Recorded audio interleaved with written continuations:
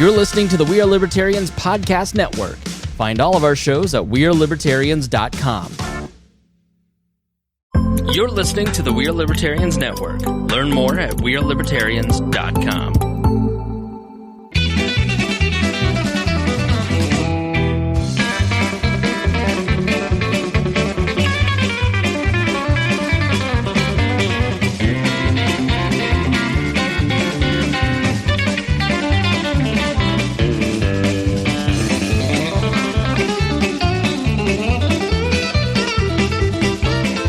Welcome to the Boss Hog of Liberty podcast. This is episode number 354 of East San Antonio's favorite podcast, Jeremiah Morrill, joined by executive video producer, audio engineer, Mr. Zach Burcham. And my co-host today, once again, is Mr. Chase Payton back in the building. Back, baby. Back. You want to tell us what we're doing on today's episode? On today's episode, we'll be discussing multiple Indiana laws that went into effect on July 1st. New crimes Chase can commit. Oh, baby.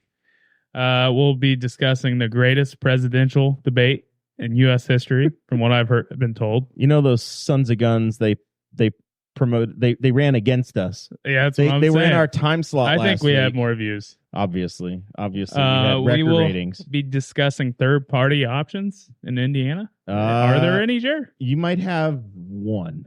One option. One option. And if there's another one, it'll be a miracle. And sport. Sport. It's an open placeholder for Chase to invent sports. Because we've always pretended I have something to discuss on this. We've always pretended that Chase is our sports guy around here. This show is about our lives in rural Indiana. We're here to push your boundaries and make you think as individuals. Sometimes we'll provoke you, other times we'll make you laugh, but hopefully you'll always learn something new. If you are a member of our Patreon, you just got a bonus special edition where we talked about what did we talk about? Peeling things. Floating. There's a little floating talk. Tanning different parts of the human body. Tanning endeavors. More Jeremiah truck talk. And big manly truck things. 1 ton at a time. If you want to know what that's all about, jump on patreon.com/bosshogofliberty, and you can get that delivered directly to your RSS feed. We publish it every evening. It comes out, or every evening when we do a show, it comes right to you. And you can check it out. You also get to be in a special Facebook group with all of us. It has the notes. It has fun surprises in there. Get the live stream of the Patreon as it's going, so you can participate in a little chat with us in there. And I don't know, whatever else we're doing at the time. Show notes today are very, very link heavy. Lots of stuff regarding these new laws and things that are going on. So you can, if you join the Patreon, you can go in there, click around, and follow along with some of the stories as we're rocking it. If you are a member at $50 or more a month, you get a bit of recognition at the beginning of each and every episode. Those folks at this time are John Phillips, Andy Moore Buick GMC, sells me all my new vehicles, and Sports Corner and Varsity Outfitters. You need your t-shirts made. You need your custom logo work. Contact Blake. He'll get you hooked up. Get your PFG. You want to put the Bears on it? Would be cool. Slip him a little something. He might put a Bears logo on there. Check local listings on the legalities. If you need to retain legal counsel, Sean Rao, our friend at Galleon and Rao, can advise with Liberty Defender, Sean Rao. Liberty Defender. All right. So July 1st was this week. It was yesterday. Oh boy. And we have new laws. New laws in place. What's this happy hour law, Jer? Explain it to me. So, do you know that until July 1st, it was illegal for a restaurant to sell alcohol at a different price on the same day? Well, that just sounds ridiculous. So, if you sold Coors Light for $4 at noon, you had to sell it for $4 at 4 o'clock or 6 o'clock or whatever. You couldn't have a happy hour $2 special of Coors Light. So it was just sad hour all day. It was just the only thing you could discount was food. Yeah. So you'd see a lot of half price appetizers. It's a weird thing you don't realize till we talked about this before. You go to like another state and you go to Applebee's and they'd be like happy hour. I'm like, what is this? And you realize they don't do that where I'm from. They weren't doing like half price margaritas at Chili's.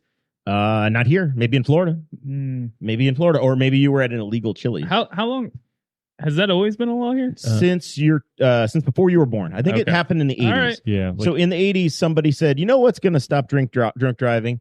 Not giving any discounts on the booze. That's how we're going to save it. That's how we're going to keep them from doing it. all the alcoholics I've ever known are very fiscally responsible. They aren't going to pay full price for their alcohol. I always loved what really threw me off was when I turned 21. I was about to move to Florida. And in Florida, you can just buy cold beer right at the gas station. And it really threw me off once I got back here and it was all warm.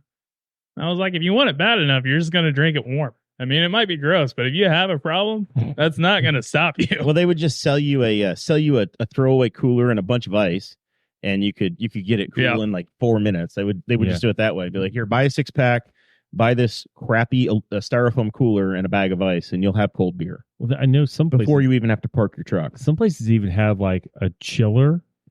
I think it was more designed for wine bottles. You could drop it in, and after you'd bought it, it would chill it then. Like it was like a super chiller. But yeah, dumb things.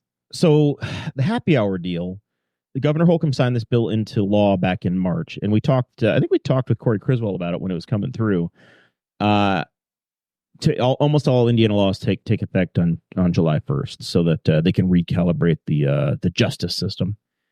They can have happy hour up until 10 p.m. on any day, but you can only have 4 hours in one day of discounts. Max, because this is complicated, maxed at 15 hours. I don't know how they accomplished this, how they got to this, because 7 times 4 would be like 28. So it's not like you can have a 4-hour special every day.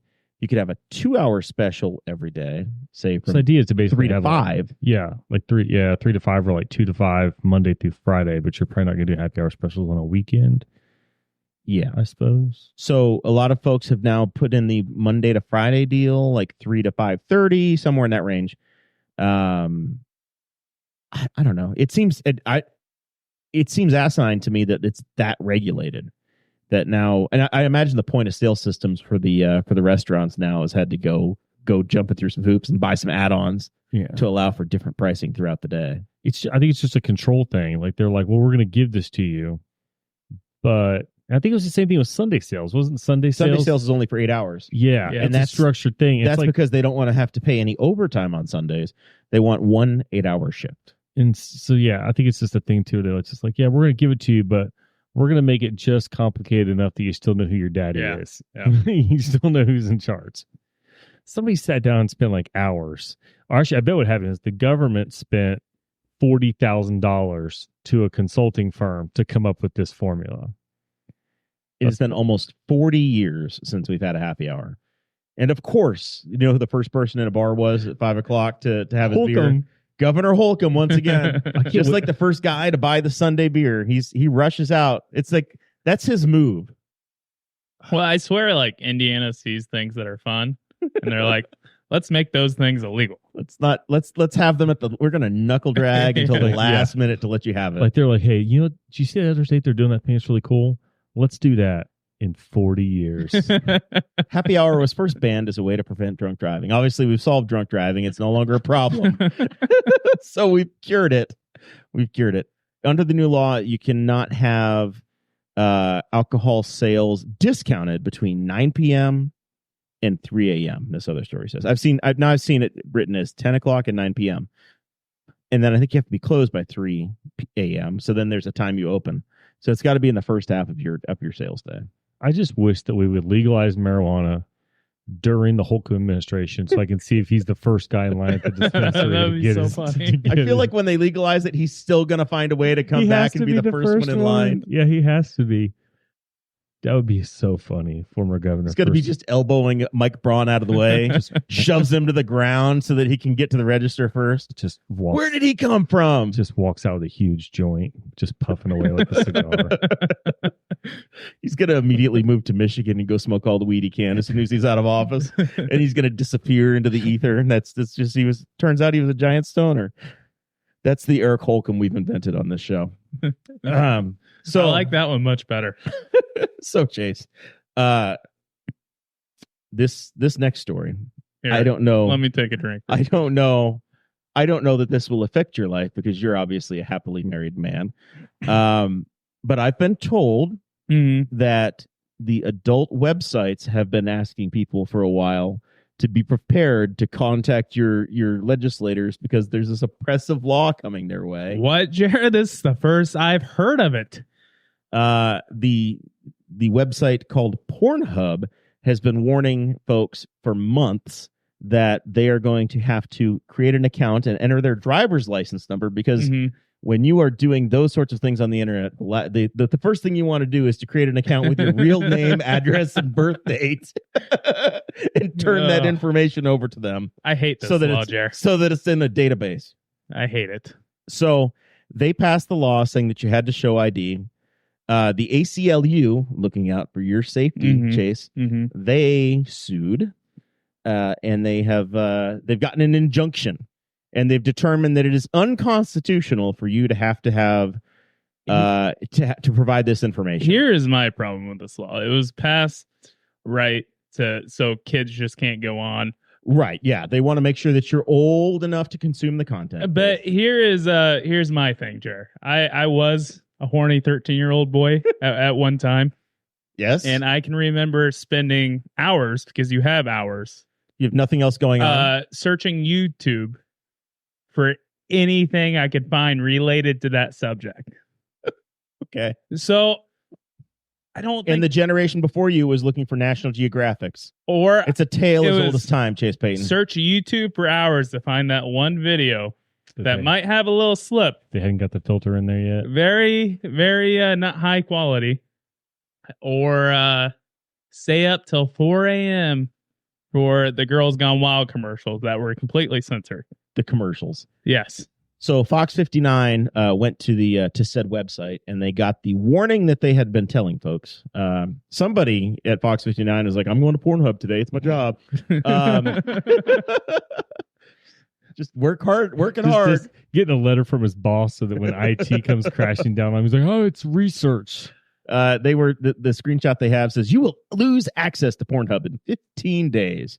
As crazy as that sounds, on June 27th, you'll be required to prove you're at least 18 years old by uploading a government ID for every adult content website you'd like to access. So every website you wanted to go to allegedly was going to have this.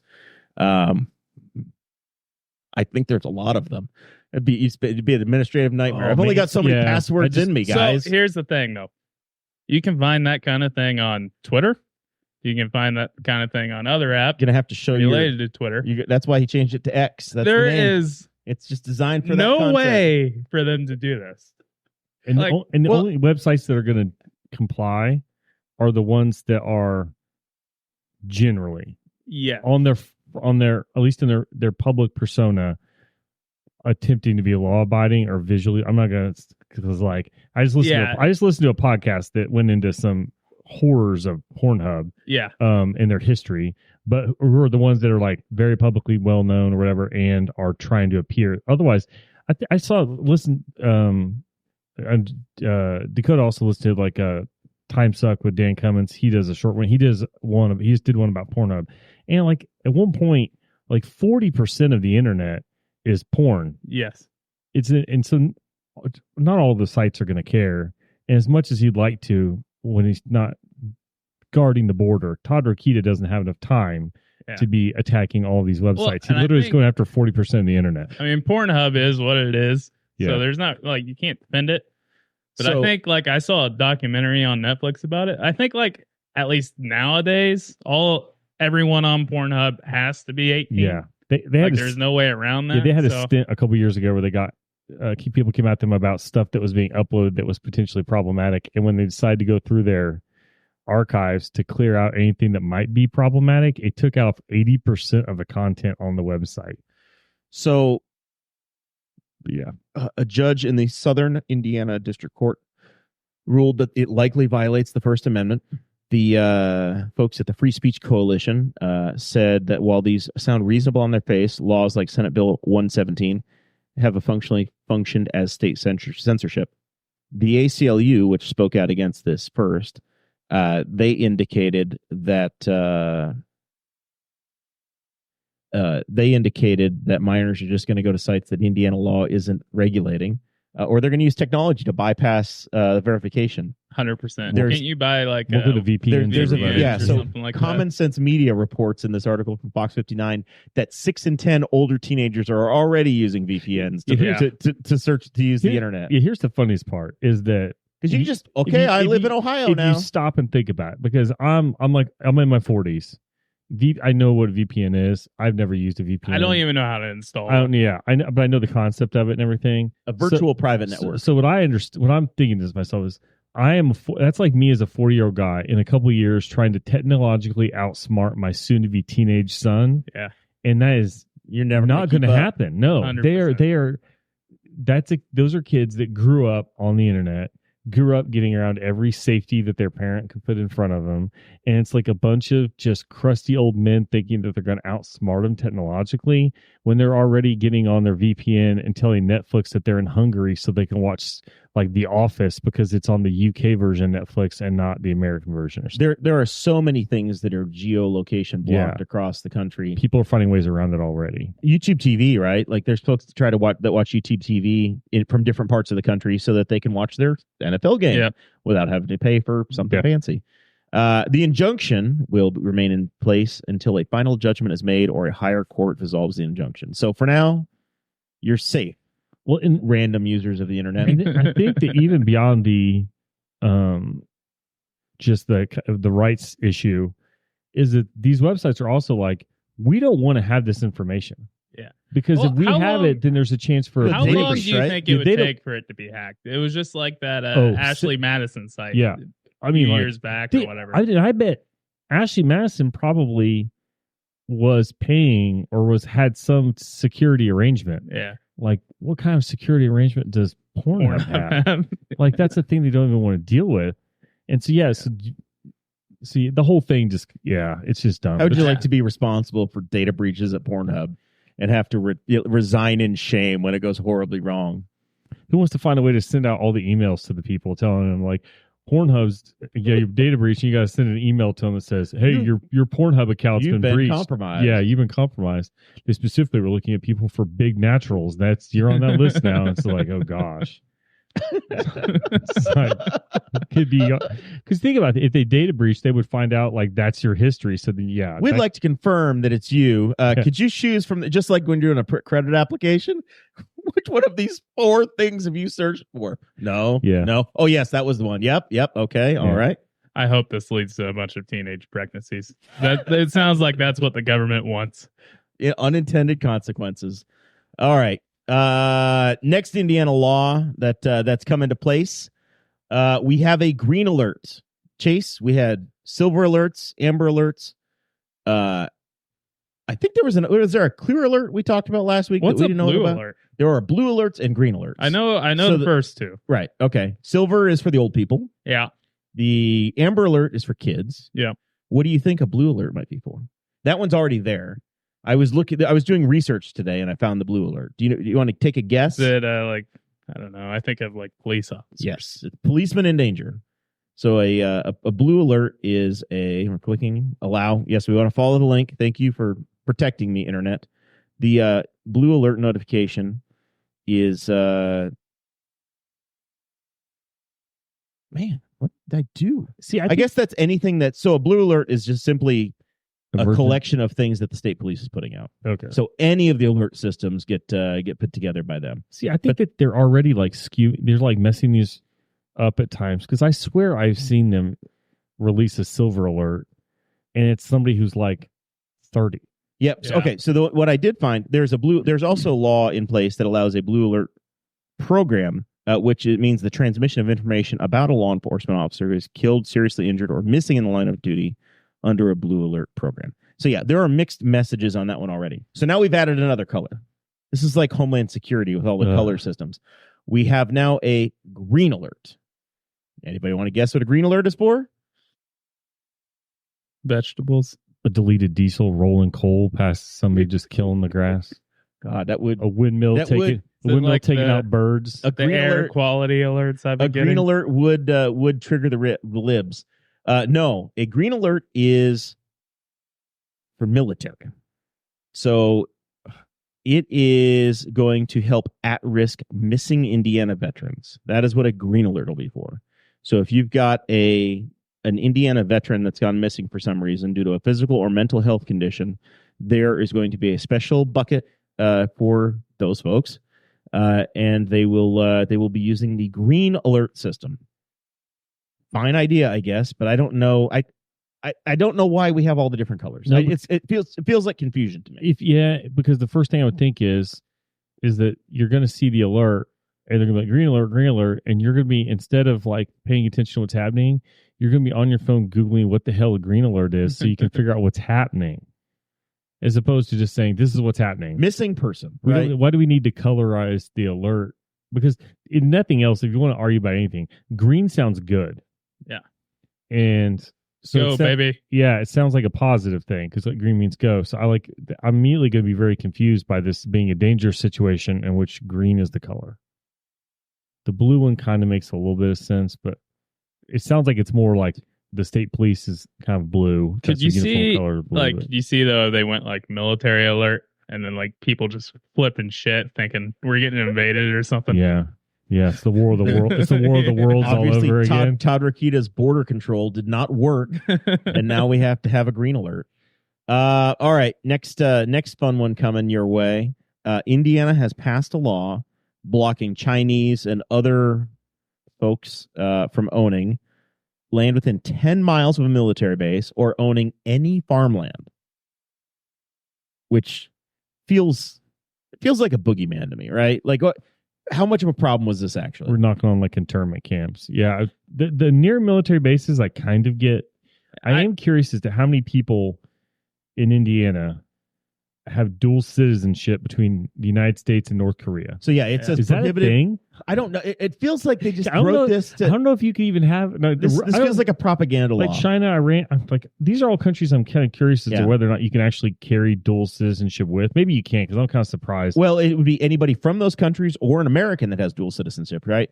Or maybe they're preventing it in the future. Prohibited persons include those who hold dual citizenship with the United States and countries like, not just those, but countries like China, Iran, North Korea, Russia, which I feel like at some point we're going to be on good terms with Russia again, but this is now written in ink, where the country that's 3 miles from the United States, our closest not other than Mexico and Canada, they're the closest country we go to, right?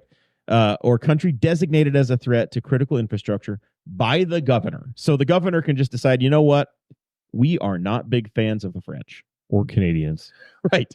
So if you're Canadian, you can no longer. It's just fraught with opportunities. Their geese are pooping on our parks. This bill taking our grass. This bill is also includes business entities held or controlled by citizens of a foreign adversary. Okay, so these aren't like Chinese Americans. These are just Chinese. They would have to be holding citizenship in China if they were dual citizenship, which is dual citizenship is a weird thing I don't completely understand, but in China and in the United States, then they would be in this group, or with Russia. Doesn't China own like a very large amount of farmland around all the military bases? They have a very large percentage of the United States in some form or fashion, because they own a bunch of the national debt, I think. I think they like own like an alarming amount of farmland, like right around all the military bases. Chinese investors own a little less than 1% of all foreign held land in the United States, but it has led to scrutiny.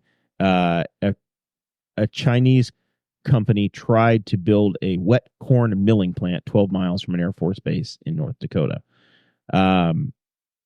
43 million American acres are owned by foreign investors across the United States as of December 2022. 2/3 of that land belongs to the Dutch, Canadian, Italian, United Kingdom, Germany, or NATO allies. I don't know. To me, it's like, hell, the Neesons, right? Very, very well-known farmers here in Henry County. They're Dutch, right? So they're on that list of, I guess, the folks that we like as by law, and they're a big part of the ag community. But I don't look at them and being like, oh my God, the Dutch own this. It's just a farm family from nearby. It almost feels like you've got two different things. If somebody there's a difference between like a corporate ownership that's an absentee owner and somebody that just wants to own the land and use it for whatever the hell they want to use it for, and somebody that wants to live here and farm it and be a part of the community. Does that make sense? Yeah.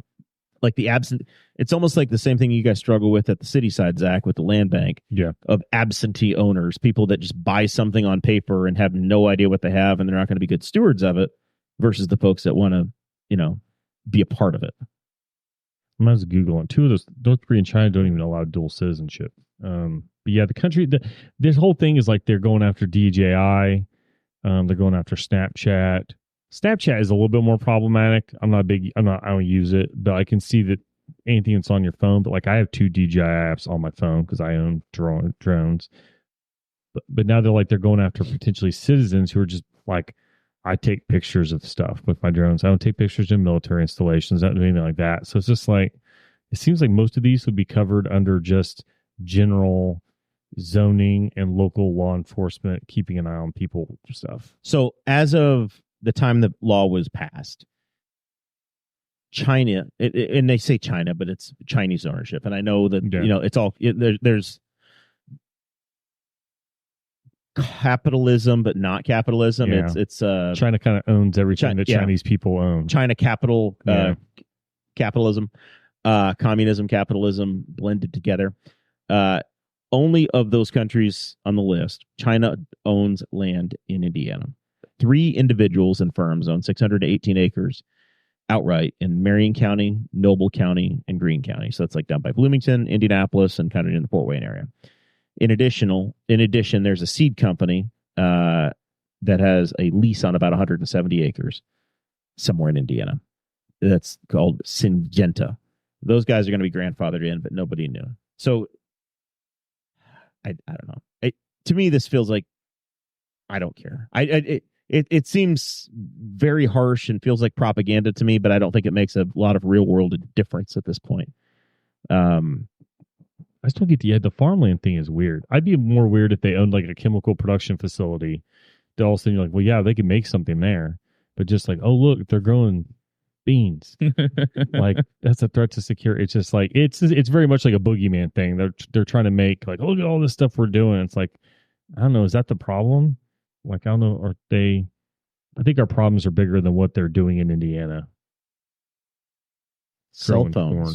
Yeah. Cell phones now banned in classroom for children. Well, they can't watch porn anymore, so why do they need them? What's the point of having it? Just throw it away. Good looking for. They had bought the VPN and everything so that they could look at it on the school server. Good looking enforcing this. I got a bunch. I don't disagree with the concept of it, and I think that in general you should try and keep them out of classrooms.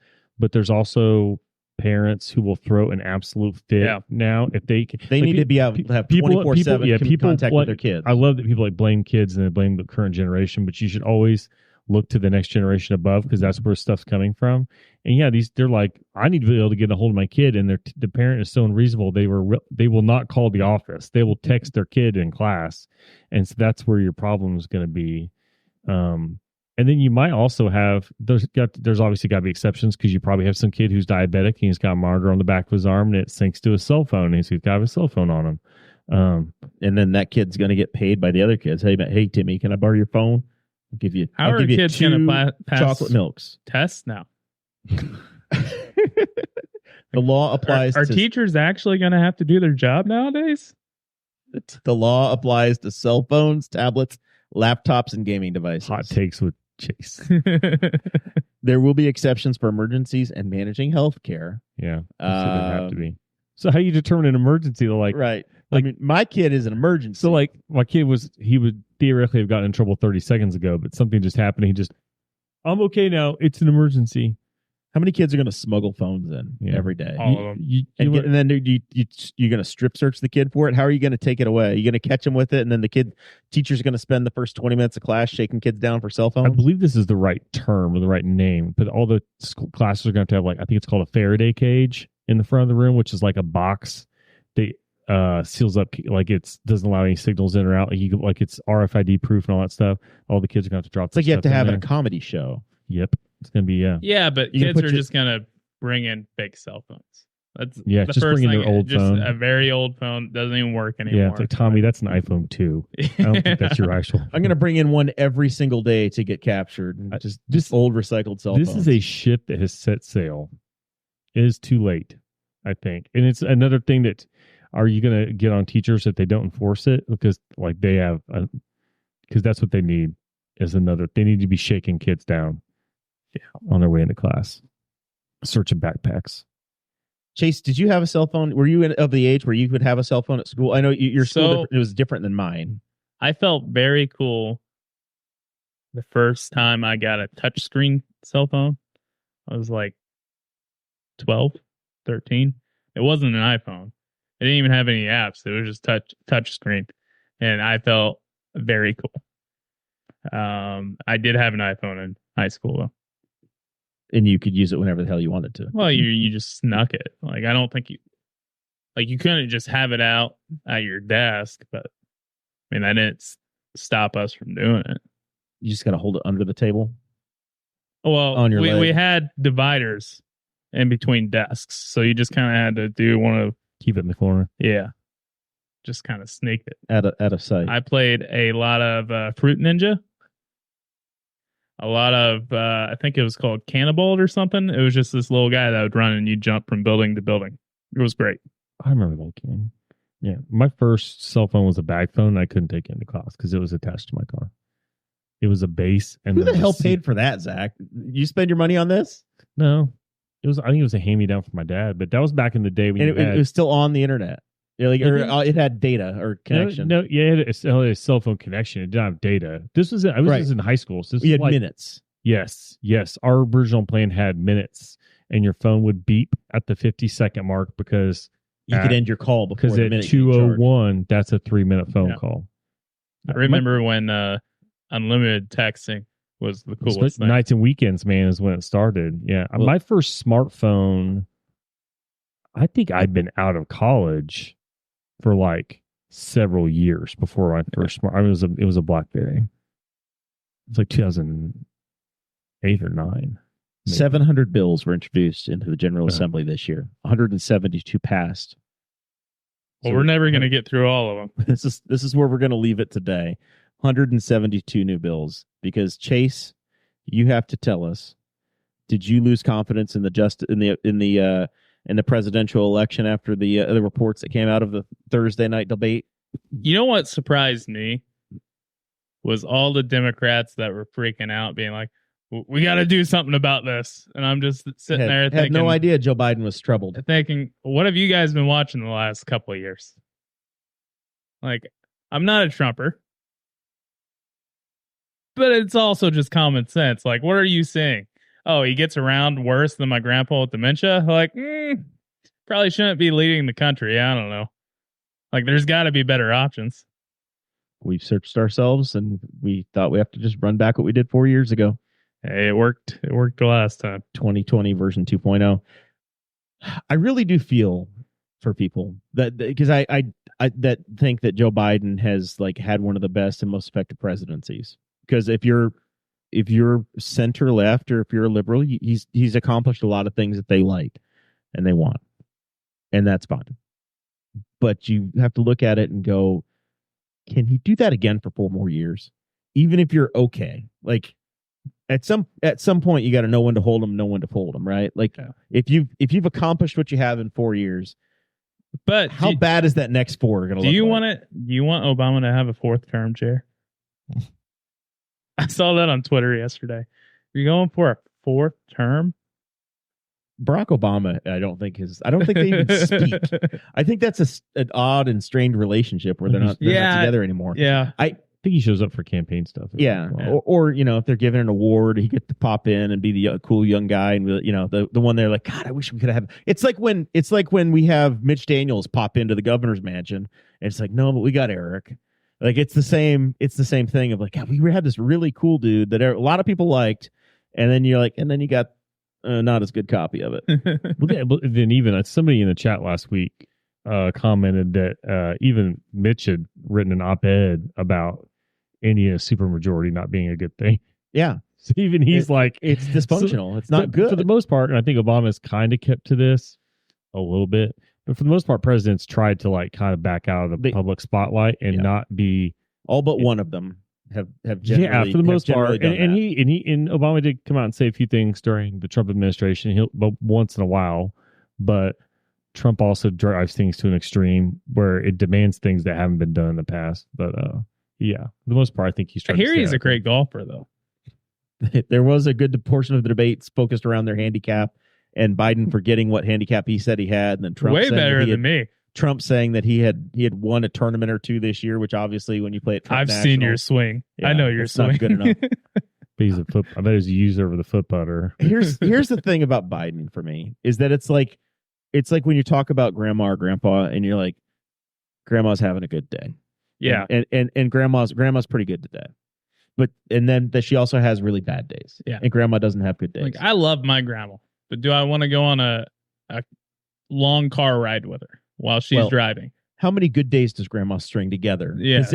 When there's 7 days in a week and grandma has six really rough days and one that's kind of decent, she probably shouldn't be driving her car. Yeah.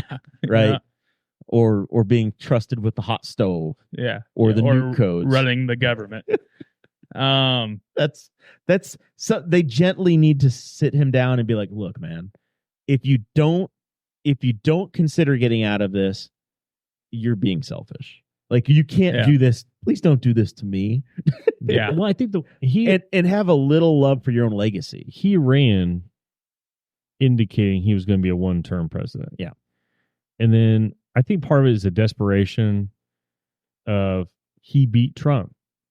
And this is the only guy allegedly. This is the only guy they've gotten who has actually proven he can do that.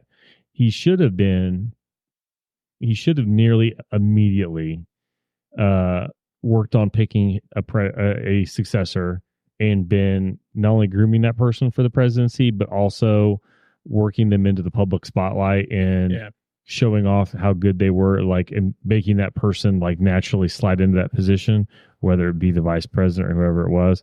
And he didn't. And so, now they're kind of desperate. Well, who do you think they choose to replace him? So the first step is that he has to decide. He would have to decide he doesn't want to do it. Yeah, he has to step aside voluntarily. And there's as always, there's a pretty narrow window as to when it can happen. The convention is coming up, I think, in August for the Democrats. The Republican convention is coming up in like weeks. And I think it's just a couple days after the first sentencing of Donald Trump, when the Republicans have to officially decide he's their guy. So maybe Trump, he's probably going to be the guy. But if the Republicans, grow a spine and say, you know what, convicted felons aren't a good look, maybe they'll replace him. So Biden has all of the delegates secured because he won pretty much every single Democratic primary. But if he were to determine that he doesn't want to do this, or if his family talks him into it, or they go 25th Amendment and say, hey, you're not doing this, whatever the case is, it would open it up for an open convention, and the delegates that have been chosen for the Democrat Party would get to make the decision. CNN put some polling out today on the off chance that this does happen. So Trump versus Biden, as of the latest polling that came out today from CNN, had Trump at 49% and Joe Biden at 43%. Does that include all the dead people voting? All that answered the phone to answer the poll, yes. Okay. Yeah. You could text from beyond the grave, I think. As long as you dial a 9 and still have battery. Kamala Harris got 45% against Trump's 47%. Gavin Newsom for $50, Chase. Who is Gavin Newsom? Isn't he the governor of California? Holy crap, he's back at the game. Yeah, I'm back, baby. Dakota owes you $50. Hit him up. I'm a little better at national politics. Yeah, I am like head sewn to the carpet shocked that Chase knows who Gavin Newsom is. What about my boy Pete? Pete Buttigieg, pretty much the same. Buttigieg, 43%. He's the Secretary of Transportation. Oh my God, this man is killing it today. Born for this job. He doesn't know anything about county politics. You put him on national. Do you listen to Glenn Beck all day? What do you do? I grew up in a household that listened to nothing but Fox News. So I grew up on Glenn Beck, Bill O'Reilly. Oh, the O'Reilly effect. And Hannity and Combs. Yes. Donald Trump, 47. Buttigieg, 43. And then this is the Trump 47, Whitmer 42. I don't know who Whitmer. You don't know who Whitmer is? No, I don't. Zach I don't need it off the top of my head now. Gretchen Whitmer, governor of Michigan. I don't know. I don't know if she's the girl or not, but 42. So it's essentially the same blank slate, and anybody is between 43 and 45 and 42%. And Trump is never over 50. And somebody can correct me because I took statistics a long time ago, but all of those are within the realm. The gap for all of those is within the error, the plus or minus, because they're only giving most of them it's about 92%. Yeah. So there's an unaccounted for 8, which means there's probably the I'm trying to think of the statistical term, but the error percentage is within 8. It's within the margin of error. Margin of error. So in theory, any of those could go up or down by 8%. And so there's kind of a toss up. Trump's ahead on a lot of them, and it's ultimately going to be state by state. Yeah. So Ohio, I think, is the biggest issue, that if the Democrats do want to do a replacement, they have to somehow come up with a name 2 weeks before the election.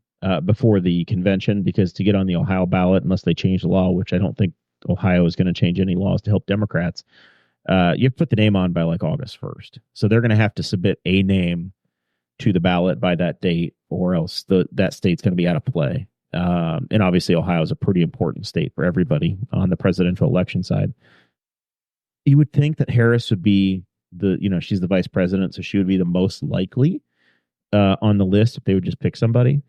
Buttigieg is just, man, there's a lot of Indiana. We're very slanted, but I've seen a lot of people just wishing for Pete. yeah. But I don't know if we're a good representation. The center and the left in Indiana loves Pete Buttigieg.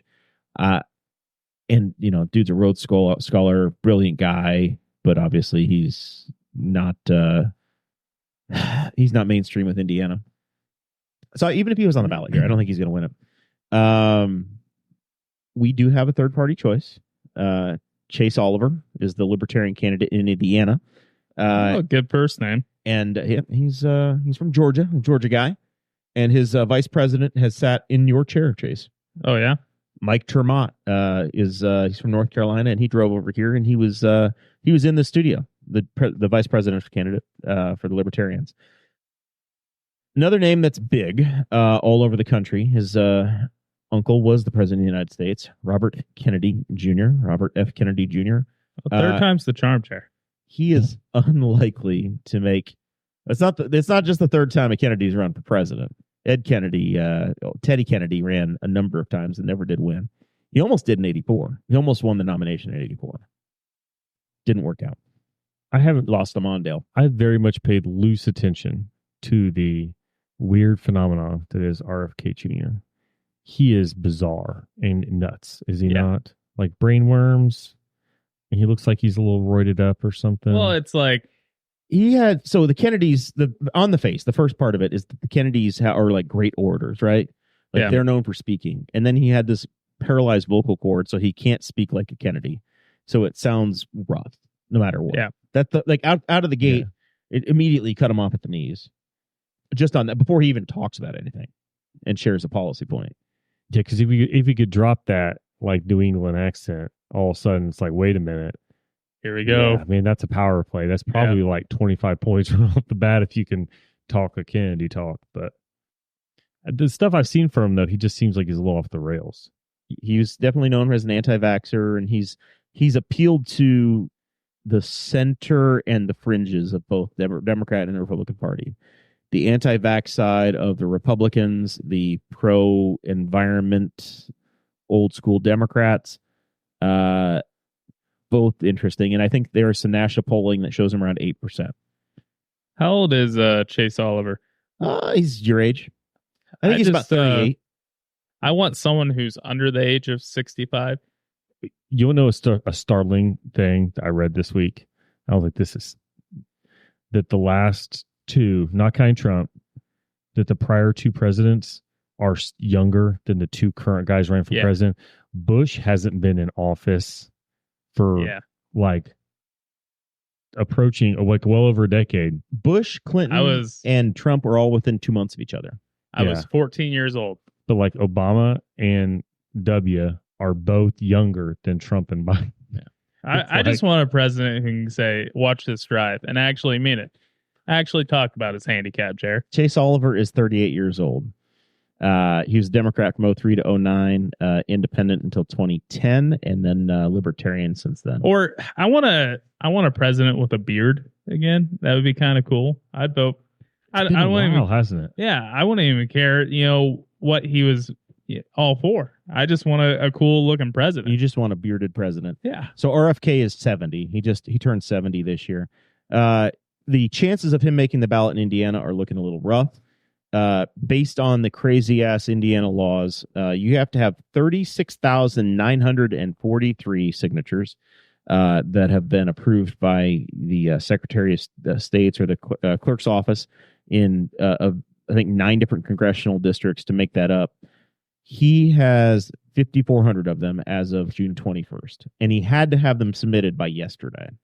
So unless they found an extra 30,000 signatures, and really you probably needed 40,000 because they're going to sit there and throw a crap ton of them out, probably not going to be on the ballot. We won't know for sure until the 15th of Because you just stop July. and get random people's signatures, and you're going to get some people that aren't from Indiana or aren't able to vote or something. I don't know if you guys have ever filled this out, or anytime somebody comes to me and is trying to run for office and wants to get their name on the ballot, I will generally, I think I've done it once. I'll sign for them. You've got to list your name, your address, the county you're in. You've got to go on a form that goes to the congressional district that you belong to, or even the county you belong to. So if you are from Delaware County and you fill out a form and it's up with the Henry County people, it goes to the wrong clerk's office. And now one of them's invalid.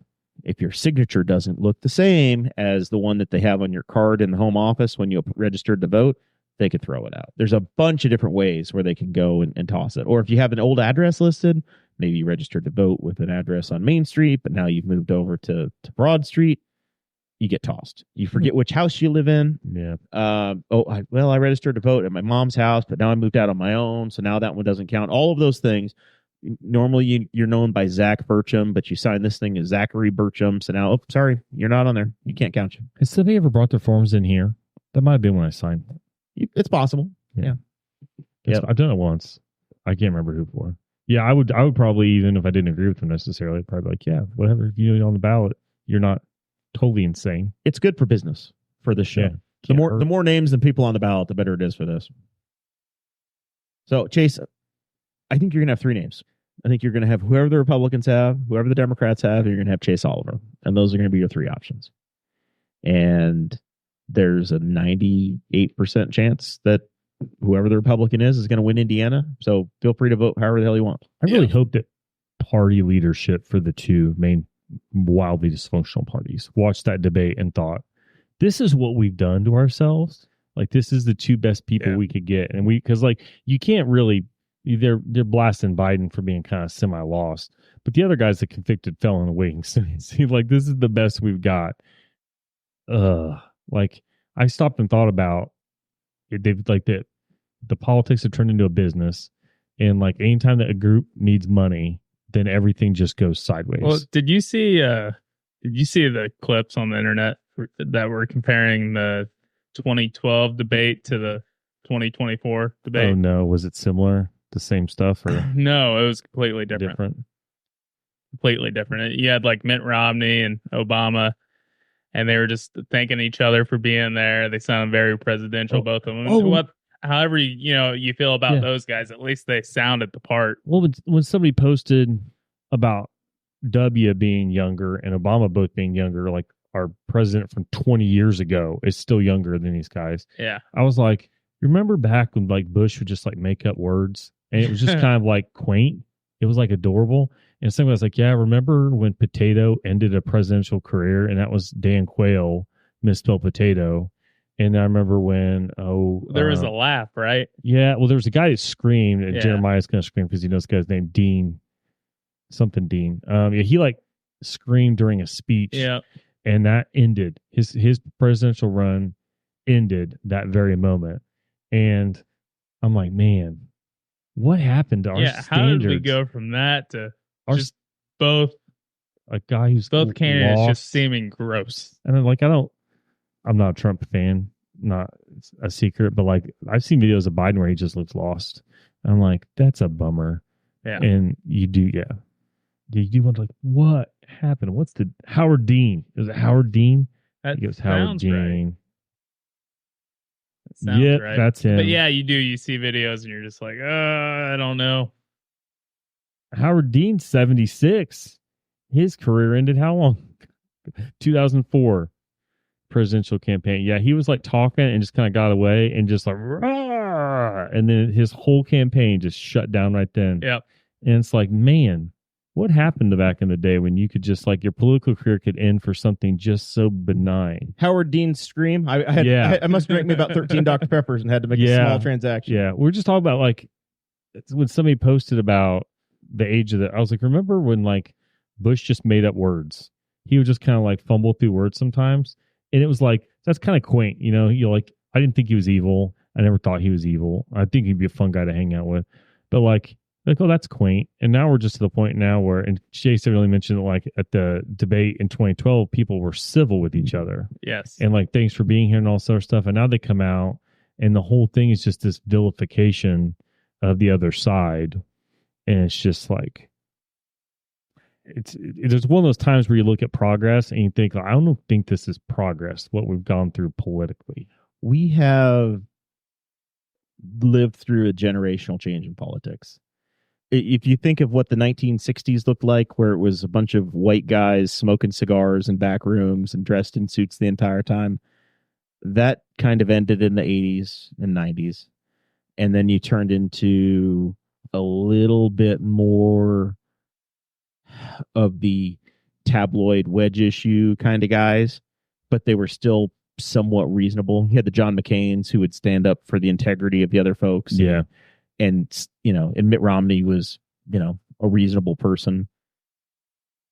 Once we got to Trump and everybody said, okay, this is our leader and this is what you're going to model yourself after, it completely changed the way everybody looks at politics nationally. Yeah. I'd love to go back. We've watched it happen and trickle all the way down to the local issues where people, you've got the Todd Rakitas and you've got some people even running locally that just say whatever the hell they want to say. Yeah. Yeah, I don't like it. I didn't like it locally. Like I talked about the park thing.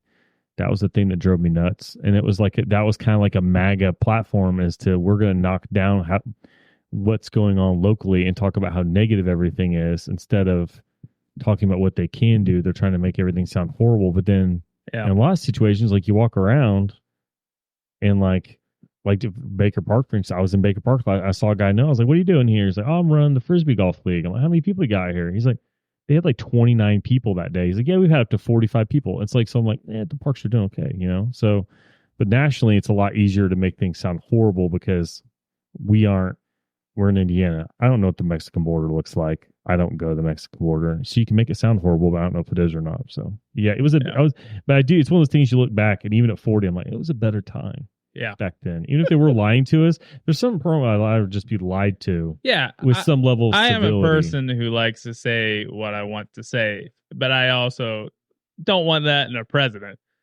Like, I'm not running for president. I don't want that president. I want a president that sounds presidential. A little decorum. To be coherent. A little respect. Yes. Yeah. A beard would be nice, or a lady. I'd take a lady. I'm gonna look this up, Chase. Not vote for a bearded woman. Not Kamala Harris. I wouldn't vote for Kamala Harris, but Jared, I would like to make a bet with you. Oh God! All right. If old Pete runs, yes, I bet you that Indiana will go to Trump within 30 seconds of the polls closing. Yeah, I fully agree. It doesn't matter who you run. Yeah, it doesn't matter who. Indiana is. I don't know. In 2008, Indiana went to Barack Obama. Yes. The only reason that happened was that Barack Obama spent half of the month of April and about the first week of the month of May living in Indiana, competing against Hillary Clinton. They spent so much time and effort campaigning in the state that it actually created a network where Barack Obama won in Indiana. That was how it happened. Because they spent so much time and effort here, and it wasn't just a state they gave up on. They actually built an infrastructure because they had a competitive primary. And those competitive races are important. They're really good. The last president with a beard was Benjamin Harrison, 1893. Really? Oh, The last president with facial hair, McKinley? William Howard Taft, Taft. All right. 1909 to March 20, Big old boy. 1913. Yeah, I was kind of surprised. I was like, I mean, that's a Hoosier thing, man. What's William Henry? Yeah, still Benjamin Harrison. Long time ago, Benjamin man. was, Benjamin's from here. William Yeah. Henry was his grandson. Yeah. I do believe. Long time ago. So it's been a minute. Because President Grant had one. yeah. I think President Garfield had of one. Grant when I think of a bearded president. Just look cool. He might have been a drunk. I James don't know. Buchanan had a beard, but it was different. All right. Sports, Zach. Sports, Chase. You've got a story. I'm going to let you lead us off. All right, Jer. So I am in a fantasy football league. Already? I'm in your fantasy football It league. is one of the leagues where you keep the same players every year and you draft rookies. Okay. As you know, the Bears drafted a quarterback. Sorry, Christy Avery, because the Lions' time of being number one in the North is over. Yes. He's supposed to be very good. Uh-huh.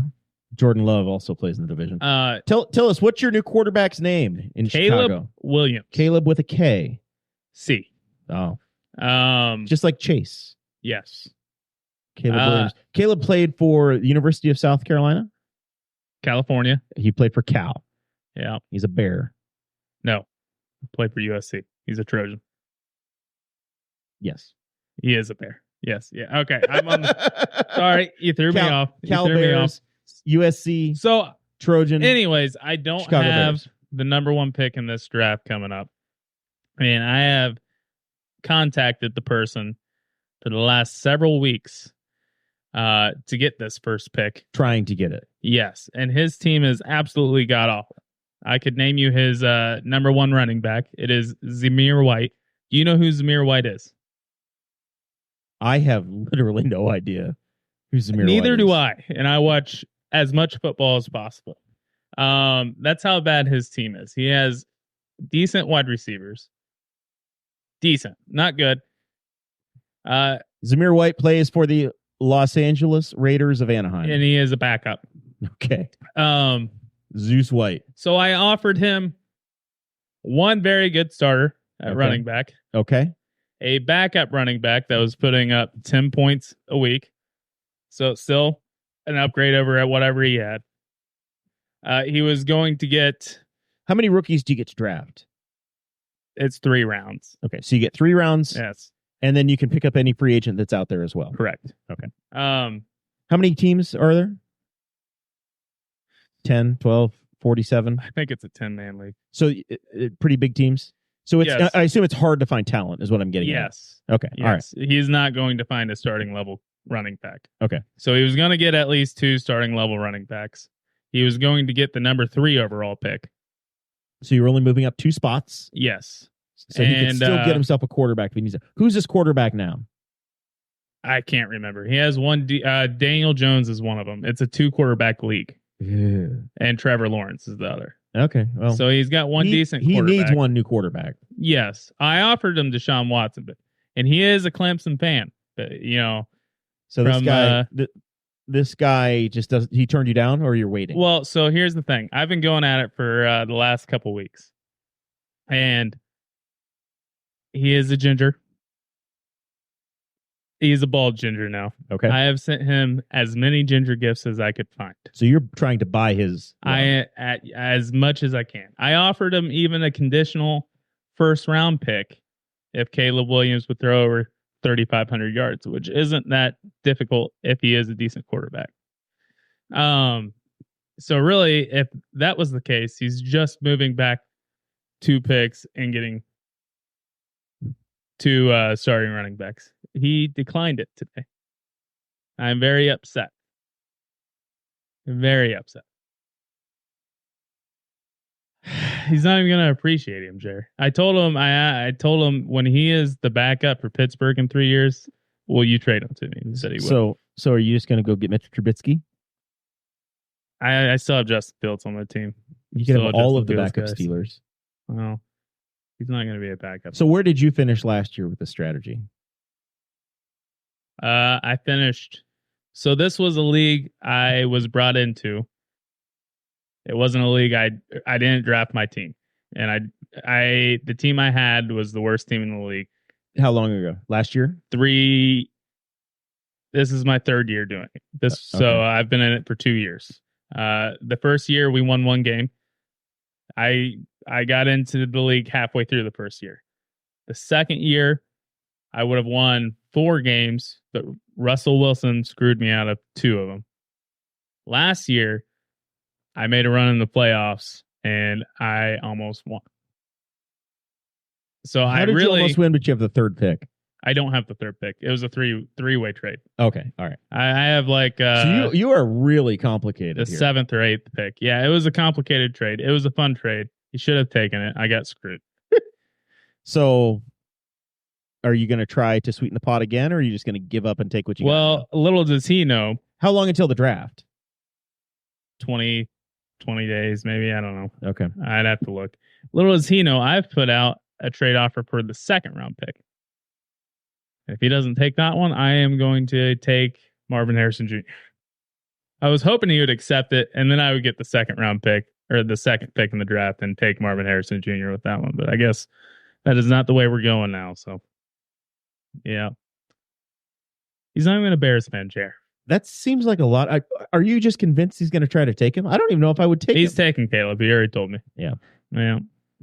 I think that's just positioning. Yeah. I don't know. We will see. Keep but us it updated. has really bummed me out. Keep us updated.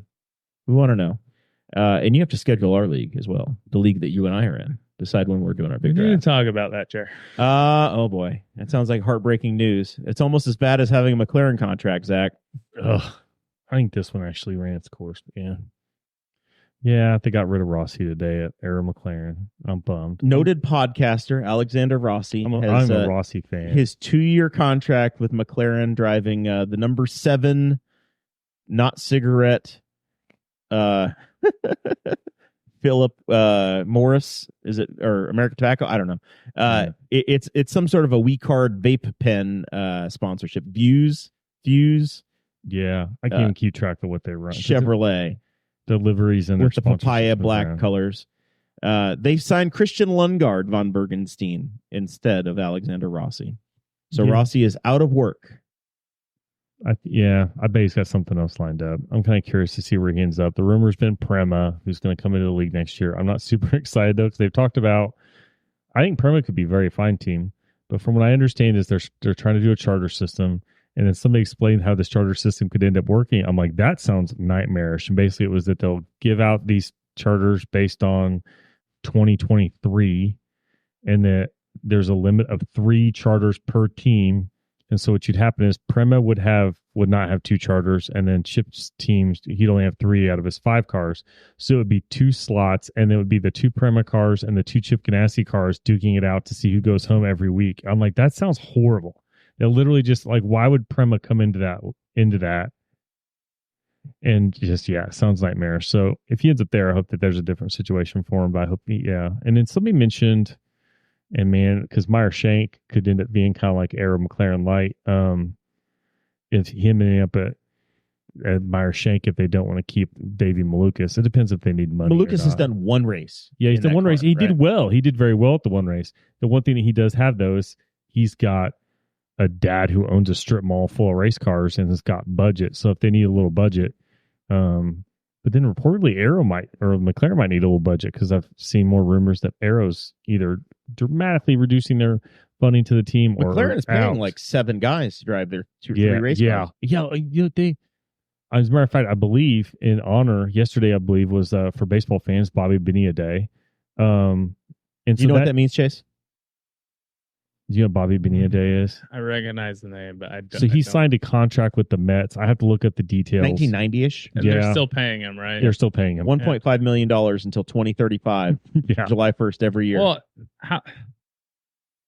You know who's got, and it's not that extreme of a contract, but it's a very similar contract. And I just forgot his name. Is the big guy that the Dodgers or somebody just signed. Who's the guy who just got the Strasburg, I think? No, the Japanese guy, the $700 million Shohei deal. Ohtani. Yeah, Shohei Ohtani. His deal is like, it's very rear loaded. I think he gets paid a pretty good chunk of money, but then he's getting like he's getting money for like years. But Bobby Bonilla's contract is Speaking of a local, Max local Scherzer story, is getting paid by 3 teams. Speaking of a Yeah. local story, Jer, did you know that Shohei Ohtani was in trouble for sports gambling? Was he? was it him versus translator? His translator got busted. And that's a local story? Well, old Pete Rose got busted for gambling Now, and Pete was Rose banned from kids, baseball. he's the guy that the stadium in Cincinnati, the road was named after. Greatest hitter of all time. Yeah, his translator spent like $17 million. Yeah. Where did he get that money from, Jer? Max Scherzer is getting paid by 3 teams. He's getting paid $15 million by the Washington Nationals, $6.7 million by the Texas Rangers. He doesn't play for either of them, and $36 million by the New York Mets. Look up to see if Charlie Weiss is still getting paid to be the head coach of Notre Dame. So Bobby Bonilla was playing for the Mets, and they didn't want to bring him back in 2000. So they owed him $6 million, and they agreed to buy his contract. But the terms of the buyout were kind of funny. So instead of paying him $6 million, they owe him $1.19 million every year from 2011 to 2035. So instead of $6 million, they're paying him almost 30. Charlie Weiss was the head coach of Notre Dame. Notre Dame. Yeah. He was one of the many Bill Belichick assistants to go get a coaching job somewhere and make millions. He got paid $19 million to no longer coach Notre Dame. Yeah. He got fired in 2009, and he got paid $2 million a year through December of 2015 to not coach football there. So the back to our McLaren story, Zach. Yeah. They are so quick to go get married and even faster to go get divorced. They've got no consistency. Yeah. And at some point, this team has got to just say, let it be. And not just let it be for like 5 minutes, let it be for a year or 2 or 3.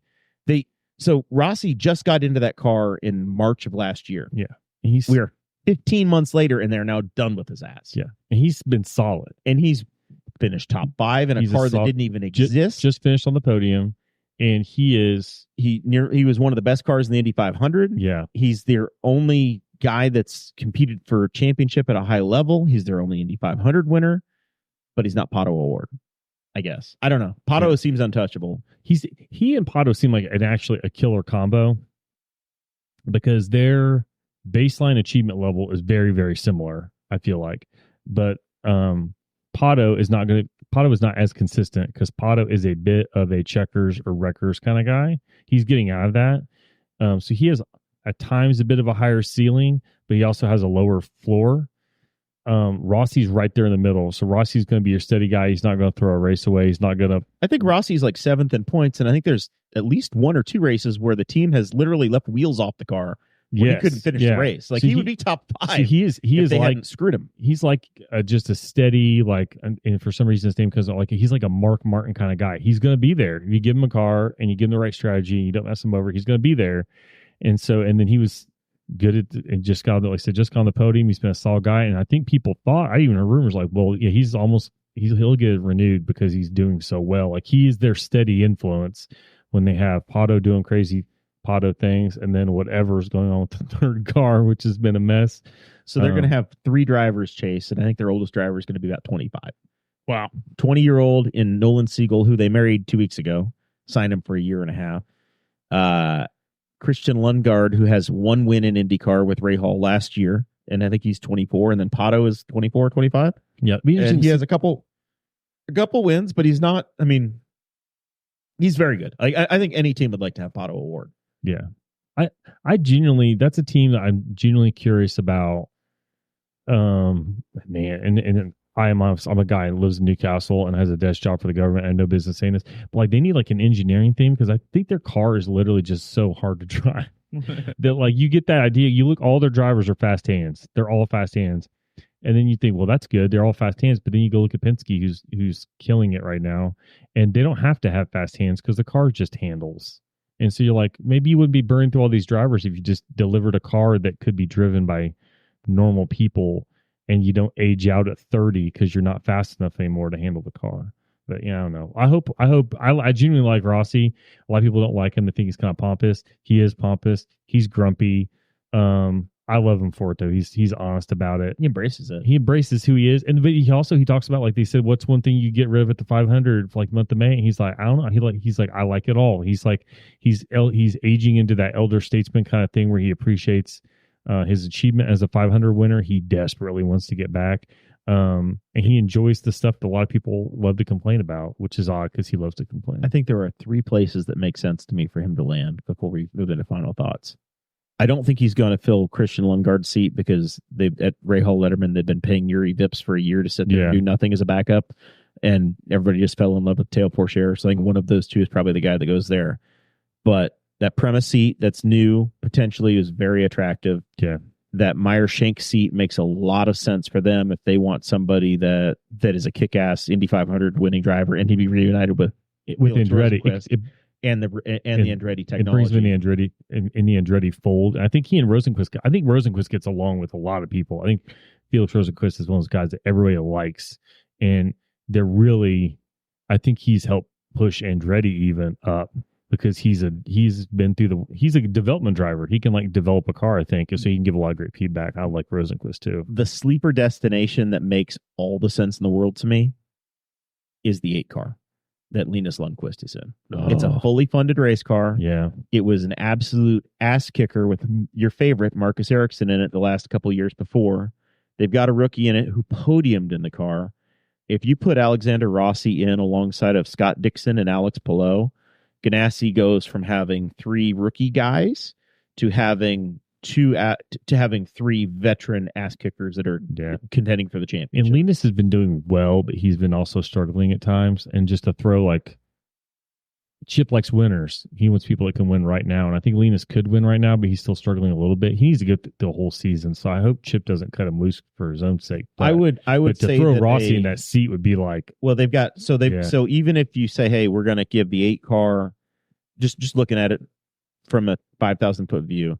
If the 8 car goes to Rossi, you've still got Marcus Armstrong and Kiffin Simpson there. I don't think Kiffin's going anywhere because they like the budget that Kiffin brings. Got money. But Marcus Ericsson potentially, I don't know if he's an IndyCar lifer.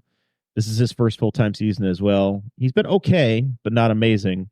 But if you shifted some of that money around and those seats around, and you said, Linus, we're going to keep you for another year, it's a prove-it year. But the chance to have Alexander Rossi in a Ganassi car, I think, that's the killer opportunity. Scott Dixon together. Yeah. Rossi, Palou, and Dixon would be a nightmare for the rest of the field. Ice trio. just kill them. Just 3 stone cold killers. So we're going to go to Mid-Ohio this weekend and try to crack that case and spread that rumor around. We'll see if we can make it news. Just like Photoshop some pictures of him walking in the hauler. Just look. Can you imagine Rossi walking around as the American Legion guy? They haven't had an American driver yet. No. Rossi as the Legion guy would be a kick-ass combo too. Yeah. All right, Zach, final thoughts from you? I don't know. I'm trying to think if there was anything. I was at city council last night. It was a long meeting. I'm trying to think if there was anything good about that was going on. I think they picked 6 buildings downtown. They're going to spread the $2 million grant. So it'll be interesting to see how that goes. I guess it's going to be like a 3.5 year process that I think we're in the midst of now. So it'll be interesting to see how that goes. They're getting architectural stuff. And other than that, I'm glad it's not nice 7,000 degrees. It's going to be 9 degrees tomorrow, but the weather got a lot nicer this week, and I'll take it. Enjoy the 4th of July holiday and don't blow your hands off. Who's the Jason Pierre-Paul? Yeah. Don't go getting your Jason Pierre-Paul hand deal. Yeah. Chase Payton. America, fuck yeah. 4th of July, you're going to go on the pontoon boat and launch some fireworks? Are you guys fireworks guys? I do. Okay. I'm not. I'm not mad about, like, 4th of July, set them all if you want. I love it. I'm cool with it. Setting them off on June 27th in my neighborhood, that's annoying because the dogs think it's nom. For some reason, I think it's been better this year. Maybe not your neighborhood. Yeah. Somebody was setting off some stuff last night near my neighborhood, but it doesn't seem like it's been as bad. Yeah, I don't hate fireworks. My kids don't like loud noises, so we don't really do fireworks shows, and that's been fine. But no, I like sprinklers and like the poppets things. And I Yeah. shot ball rockets at things I shouldn't have shot them at when I was a kid. But other than that, like my parents weren't like, we're going to spend. I was never in the kind of family that's like, let's go spend a paycheck on fireworks. Like I wasn't raised in that kind of household. And so I just don't care. Like if I can go watch fireworks, cool. If not, whatever. I hope everybody takes as many pictures as they possibly can, put them on your Snapchat, post them all on your Facebook story the next day so I can go, these look just like the ones we saw in 2020 I would like 2017. I'm going to and the defend ones in myself 2013. in one regard, though. I have a picture of fireworks, and I will reshare it because I've forgotten about it. I shouldn't have forgotten about it. That got shared all over the world a couple of years ago because I have a killer shot of our courthouse with the fireworks going off in the background that I shot with my soon-to-be banned drone, a Chinese drone. that I drove downtown and did not watch the fireworks in a traditional manner just to get that photo. And I haven't been around to take a photo ever, take that shot ever since.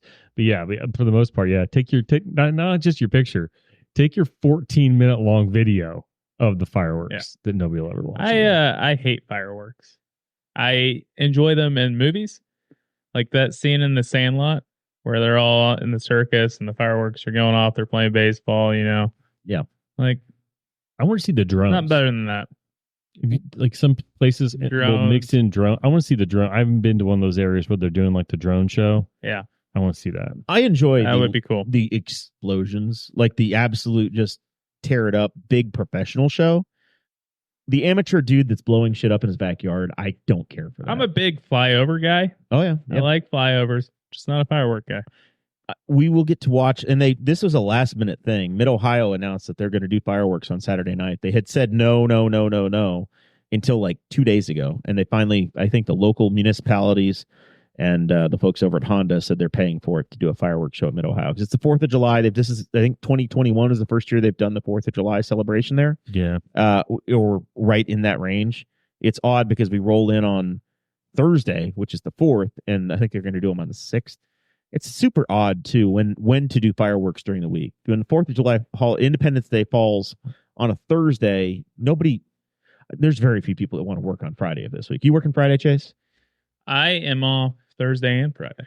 It's you. I know. It's you. I am as well. Tomorrow's Tomorrow's last our day. Friday. Yeah. You all get an early dismissal? That doesn't happen where I work. Word around our places, we're getting out at 1 o'clock. I miss those days. 1 o'clock. I am leaving usually I leave at 3:15 if things are going good. I am leaving at 3:01. As soon as he can punch that clock and but not I get hope a docked lot for of it. people get off early. That way I can get home faster. That's right. Get off his roads. Yeah. So this is my last show as a 40-year-old. Wow. I will be 41. I will be Zach's age. I will be so old I'll be Zach's age when we come back. You'll into always the be show. 33 to me, Jer. That's why I love you, Chase Payton. And it is also this weekend the 6th anniversary of my wedding.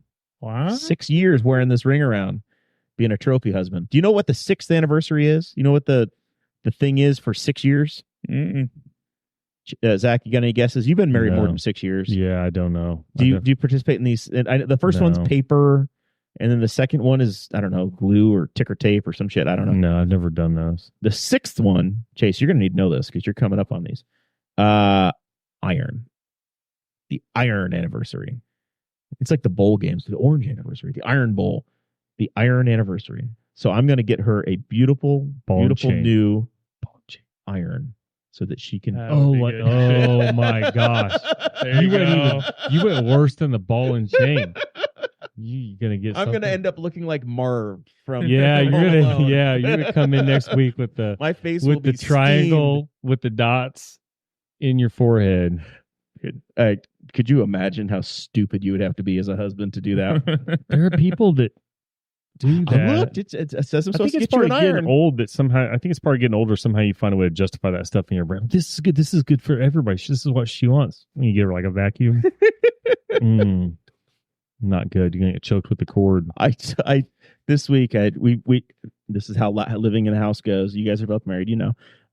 We do a lot of our own cooking at home, and Sarah does a hell of a lot of cooking. When you do an elaborate dish, it means there's a lot of dishes. So there are days where there's a whole damn load of dishes that has to be done just for all the cooking utensils and then the plates you used or whatever else. No, Chase, I enjoy it when you touch my foot. You did it for an hour on the show. Now you're sorry. Do you touch Dakota's leg as much as you touch mine? He doesn't talk about it as much. Gotcha. I enjoy it. Why do you think he's not here? For Patreon, we're going to have to start flipping the tablecloth out. Yeah, we'll just Zoom it out. let me see the feet. Flip it down. Patreon with extra bonus legs. Christy Avery, rest in peace, Jeremiah. I've lost track of where we were. I completely lost my train of thought. You were talking about buying. Yes, all right. Dinners. Yep. So we're having this discussion, and I said, hey, if we ever build a house, we're probably not building a house. If we ever build a house, we're just going to do 2 dishwashers. You need one for that's running now, that's got the stuff you just ran, and then you got a second one that's dirty, and you load it. And then when the other one's done, you pull stuff out of it, and maybe you put it away, maybe you don't. But you always have one clean and one dirty. And one's running, and you can put it in there again. Because there's like a 2.5-hour window. The Bosch is running. You got nowhere to go with it. I own a dishwasher, and I haven't run it in months. I was told that was not a smart idea, and we should just live with the one like we have. it. I thought it was genius. I just hand wash. You don't even need cabinets at that point. Yeah. Do you have things that are just always like in the dryer rack? Yes.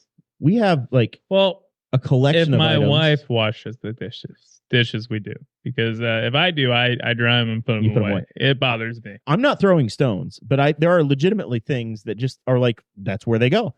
There are things that she uses every day that just are there. Spoons and some glass containers for shakes and pulps and whatever. I don't know. Things that get consumed, and that's where they go. They're easily accessible. But I don't know. I don't know how that works. Zach, do you have stuff that's just always there? Yeah, there's some They're stuff ready that to go. seems to kind of rotate. Like whatever, I have a cup that I always usually 1 or 2 cups I drink chocolate milk out of after a run, which that happens every day. So those get rotated every day. And I do the dishes a lot. So if I can pull something out of a drying rack and use it, that's a thing I don't have to put away. Hey, there you go. Because now it's dirty again. It's cutting. Yeah, it's just literally just rotating through the sink. Like it's that cup can, in theory, spend weeks of its life inside of it. It's always in use. Because when I drink like after a run, I just like put it on the sink, pour chocolate milk, drink it, goes right in the sink. So that cup can, in theory, live in a 24-inch spot of my counter where the sinks are for days on it. Maximum efficiency. Yeah. All right. We've learned a lot tonight. Thank you guys so very much. Enjoy your 4th of July. Come back with all 10 digits on your hands. We will see you a week from Thursday.